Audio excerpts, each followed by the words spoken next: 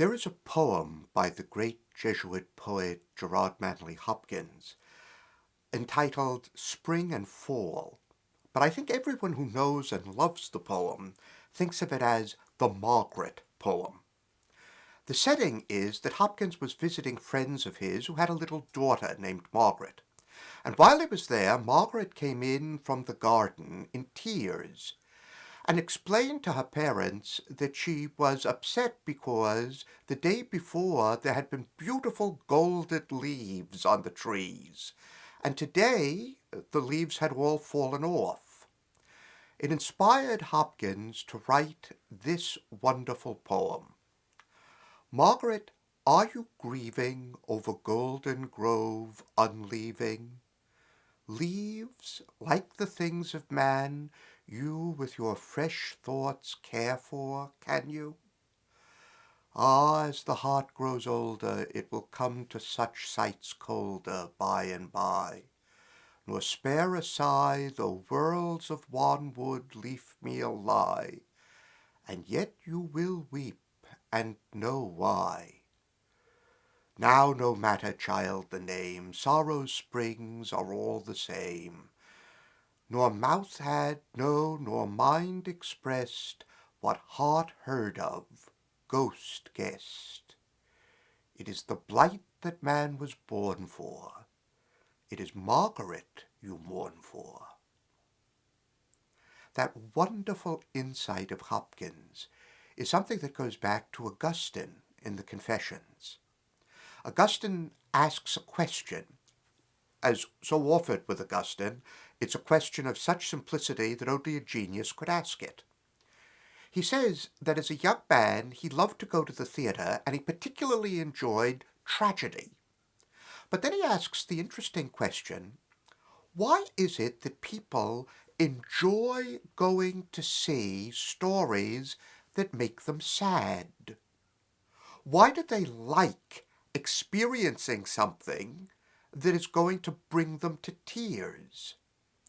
And the answer that Augustine comes to is that all of us know on some level that we are engaged in a tragedy, but that we don't often have opportunities to release the pressure that that realization brings within us. That's what Hopkins is saying about Margaret. That the reason Margaret is weeping that golden leaves have fallen from the tree overnight in the fall is not ultimately that Margaret misses the leaves alone, but that on some level, even as a child, she knows things pass away. And ultimately, she herself passes away. It is the blight man was born for. It is Margaret you mourn for. I suppose there are very few images as powerful in human life, oddly enough, as death.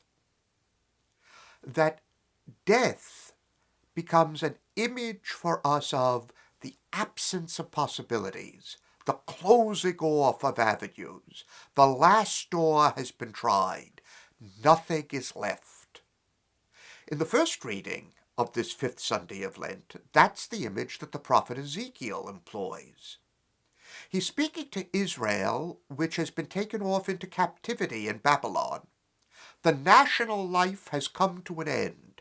The temple has been destroyed. All avenues are closed. All the possibilities for Israel are over. Israel is, as it were, dead. And it is in that context that Ezekiel describes God as saying, I will take you out of your graves, my people, and bring you back to life. Is there anything more common, more obvious, more natural than the human longing for life, for the continuance of growth and possibility in the face of death? It is that enormous image of life and death that the Church presents to us in the readings this morning for the fifth Sunday of Lent. The last of Jesus' signs, his miracles, the testimony to the truth of his statements, that is recorded in John's Gospel is the raising of Lazarus, an immensely dramatic story. And it is the Gospel passage for this last Sunday before we hear the account of Jesus' Passion, as of course we will on the following Sunday, Palm Sunday. Why is it that John places the story of the raising of Lazarus at that point in his Gospel, just before coming to the story of Jesus' own passion and death? It's interesting, is it not, that none of the other Gospels record this story. Matthew, Mark, Luke say nothing about it. And yet for John, it is an absolutely crucial story. Well, let me make a suggestion to you. Has it ever struck you that one of the passages that we all know that John's Gospel omits is the story of Jesus' prayer in the Garden of Gethsemane the night before his death, immediately after the Last Supper?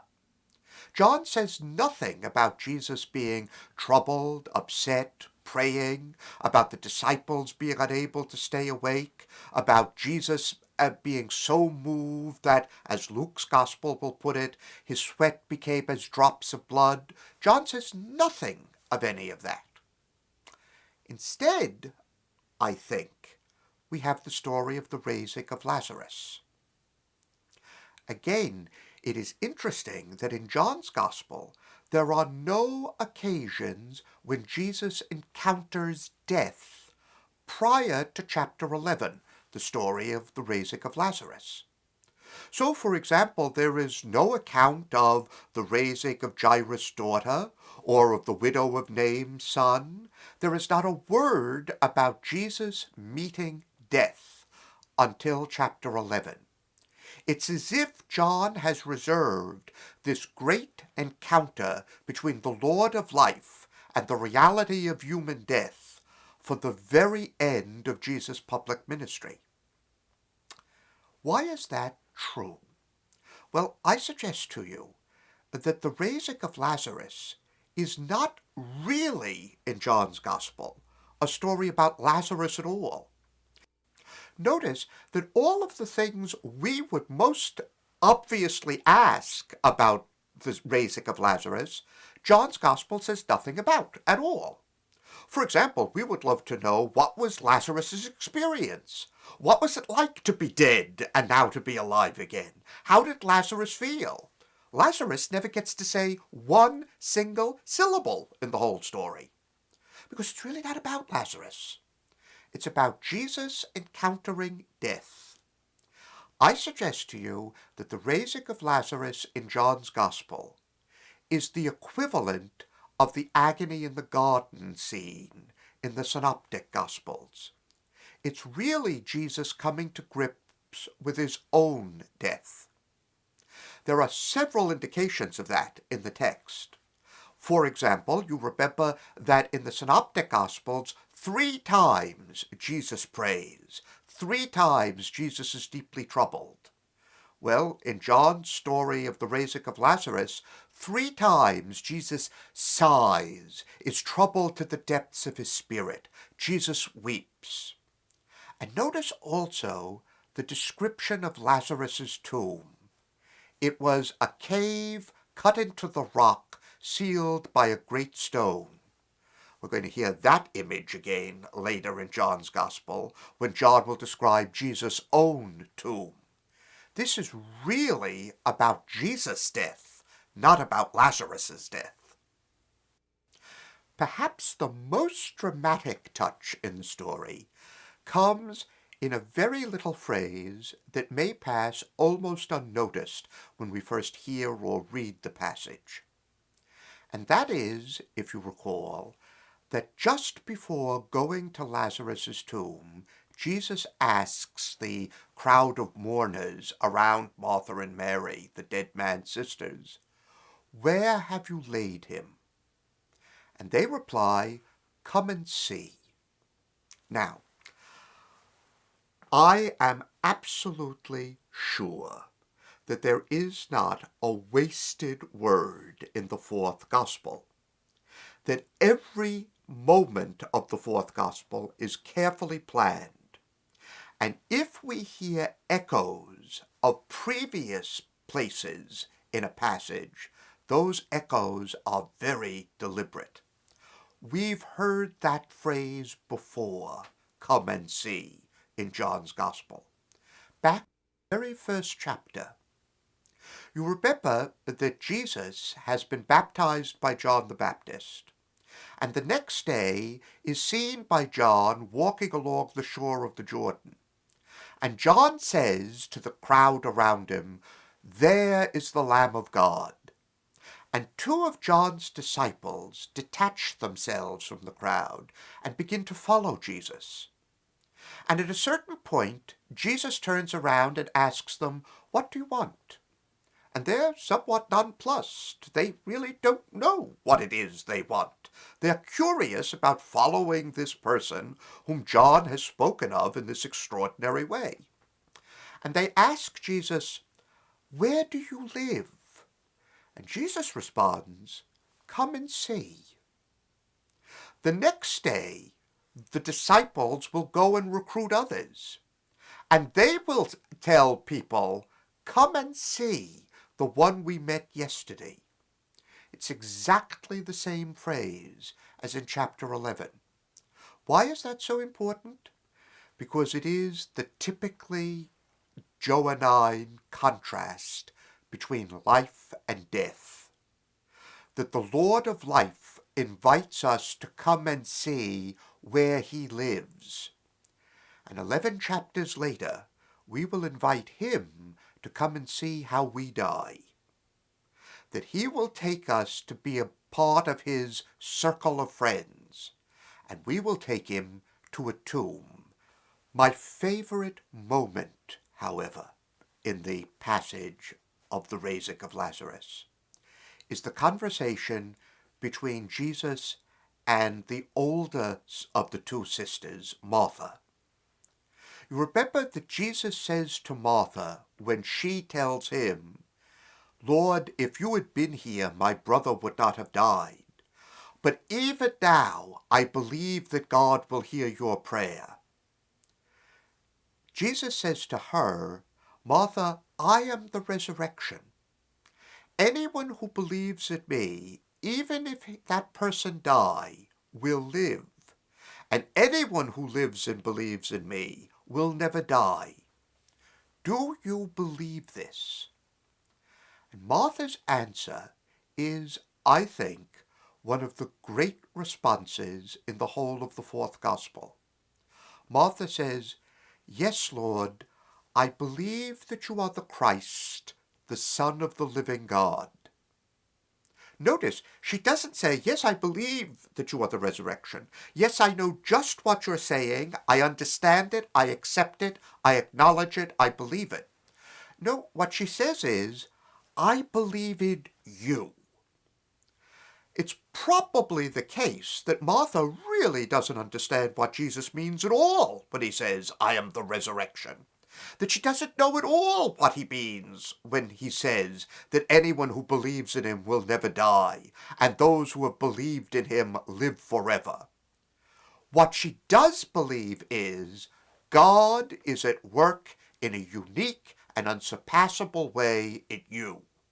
And because I believe that, even though I don't understand what this resurrection is, I accept it too. I suggest to you that is precisely the response that the Church invites us to make on the fifth Sunday of Lent as we draw closer and closer to our own rising with the Lord in baptism and the renewal of that baptism and the celebration of the Lord's resurrection at Easter. We don't know what it means to say that there is continued life beyond our death. We don't know what it means to say that all are raised in Christ. We don't know, in fact, what those words mean. Because whatever they mean, it is not some sort of resuscitation. It's a passage from our life as we know it to something richer and deeper and wider and more extraordinary. But because we believe that God is in Jesus, we also believe that those possibilities are endlessly open to us. Martha's response is precisely the right one. Endless possibilities are what Lent holds out to us. That's what the second passage is about, the passage from Paul's letter to the church at Rome. Paul says, "You used to be dead, but now you're alive." Think of what that meant. It meant to those early Christians that previously it seemed as if all the possibilities were exhausted. All the things you could be have been tried. That all the doors are closed in your life, the decisions made, and now they're all open again. Everything is possible because you have been baptized into Christ. That's what we mean when we say that we have died and risen with Christ. We mean that possibilities open for us again. That's what's being held out to the catechumens. An enormous range of new possibilities.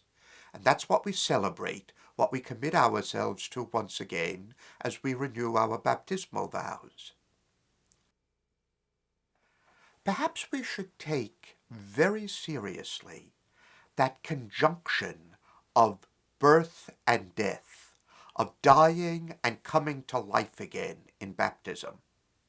Take it seriously in this way, thinking of Martha's response to Jesus' statement in the gospel passage.